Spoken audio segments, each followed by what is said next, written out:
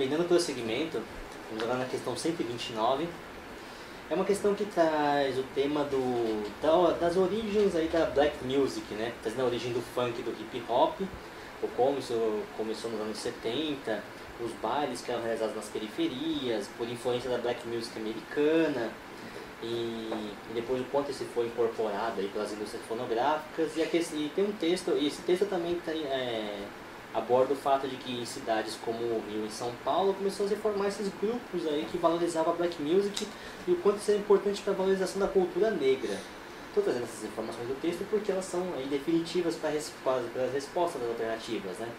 A pergunta que a gente faz é: a presença da cultura hip hop no Brasil caracteriza-se como uma forma de quê?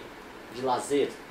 Bem, uma coisa que o texto deixa claro é que não é uma forma específica de lazer, mas é de valorização da cultura negra. A opção alternativa B fala que é uma espécie de entretenimento inventado pela indústria fonográfica. Não, o texto deixa bem claro que é uma música de origem americana que chegou aqui e teve suas adaptações.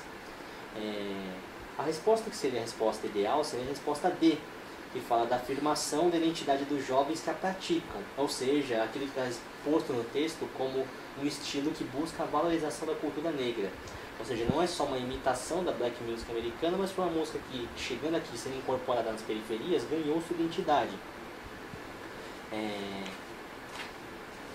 Na questão 130, a gente tem outra questão de variação linguística, né? Dessa vez uma questão em relação à formação da língua portuguesa, da variação brasileira, né? Então, o texto é um texto bastante bacana, ele comenta o que foi um mecanismo de modificação da língua portuguesa em território brasileiro, que não houve na Europa, ou como Portugal reagiu a essas influências e como essas influências foram adaptadas para o português brasileiro, né? Então é uma questão bastante bacana, é uma questão que a gente comenta bastante na aula de variação linguística, quando a gente começa a comentar da formação da língua portuguesa, de que todas as línguas variam, né? Senão a gente estava falando indo-europeu até agora, a gente não tinha chegado nem no latim, né? E aí, então, era uma questão bastante simples pensando nisso, né? Mesmo seja interpretando o texto ou pensando no que a gente tinha visto logo nas primeiras aulas do curso, era fácil pensar que a pergunta é: o empréstimo linguístico recebido de diversas línguas são importantes na constituição do português do Brasil, por quê? Então, a alternativa A: deixaram marcas da história vivida pela nação como a colonização e a imigração. É justamente isso, né? Portugal tem um tipo de história que configurou a língua portuguesa europeia, mas quando a gente pensa no Brasil, a gente tem outro tipo de mecanismo, né? A gente tem todas as línguas africanas que vieram para o Brasil, que influenciaram o português, a gente tem as línguas indígenas, mais para frente a gente vai ter as migrações europeias, né? Sem contar com a questão das fronteiras do Brasil, as influências do espanhol, né? Tudo mais. Essa questão era bastante fácil, mas ela trazia isso. Então, na questão 131, a gente tem de novo a questão da linguagem visual com a linguagem verbal, e é uma questão bacana, né? Que traz então um megafone adaptado por que seria uma arma, né? Uma arma de fogo. E aí, no texto verbal está escrito: voz da comunidade, paz só se consegue com voz, né? E é bastante entender que, então, a voz, a expressão, né, da população, né, da comunidade, é uma arma, de fato, né? Uma questão não muito antiga do Enem trazia a caneta como uma arma também, né? Então tem um pouco a ver com essa ideia. E aí a gente tinha que associar tanto o texto verbal quanto o texto visual. Não era muito difícil chegar à alternativa B, né, da pergunta, que pensava na associação, né, desses elementos.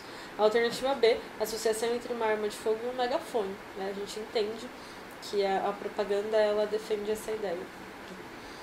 Temos a questão 132, que é uma questão curtinha, novamente uma questão de literatura, eu nem trazendo muita literatura nessa prova.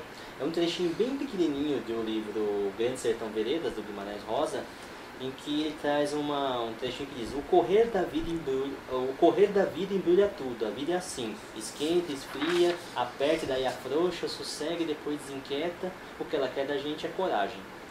Porque a pergunta do Enem é bem simples, é dizer em que sentido isso está sendo expressado.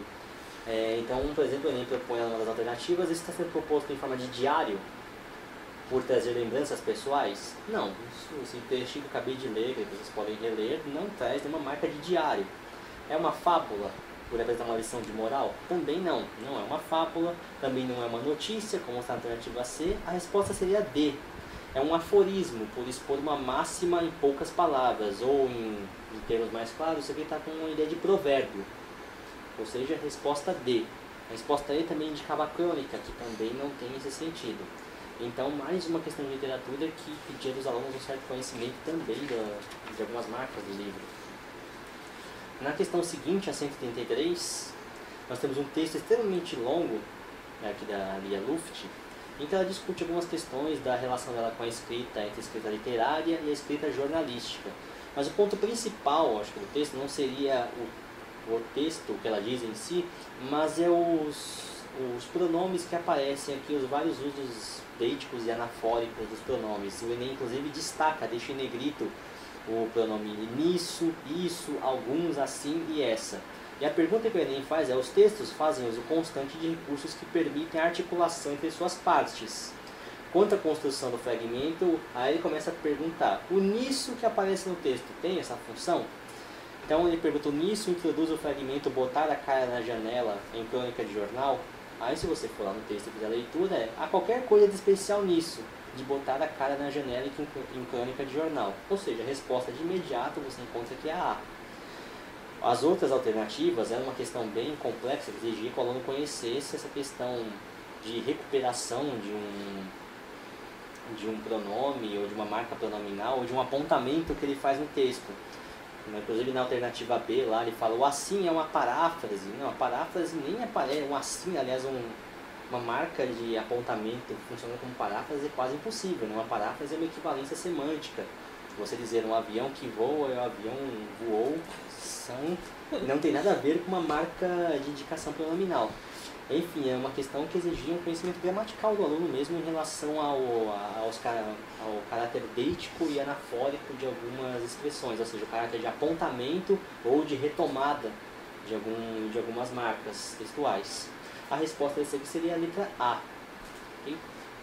Depois a gente tem a questão 134, que é uma questão de interpretação também, nem tem muito o que comentar em relação a essa questão, mas se a gente fosse pegar a última frase, né, último período, que é retomado inclusive na pergunta, era só para entender, ele queria de alguma forma, nem é uma metáfora, ele cria uma situação mesmo, né? De que, então, quando John Cage abre a porta da sala de concerto e encoraja os ritos da rua a atravessar suas composições, o que acontece? O conceito de música ele é alterado quando isso é feito, né?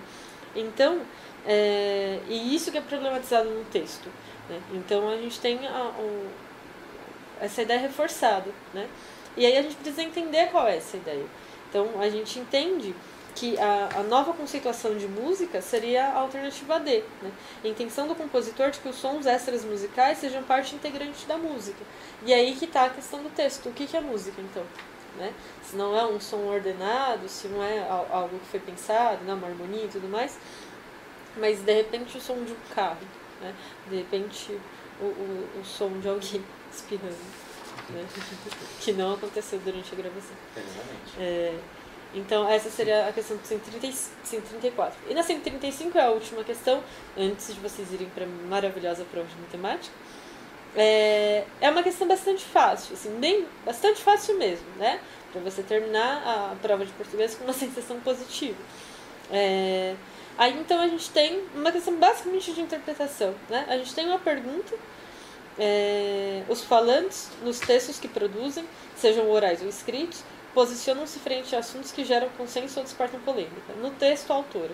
E aí a gente tem uma parte que a gente grifa e consegue identificar certinho, né, o que a autora do texto está colocando. É um texto que trata, então, da questão da leitura ou não leitura dos brasileiros, né, se isso é um costume ou não.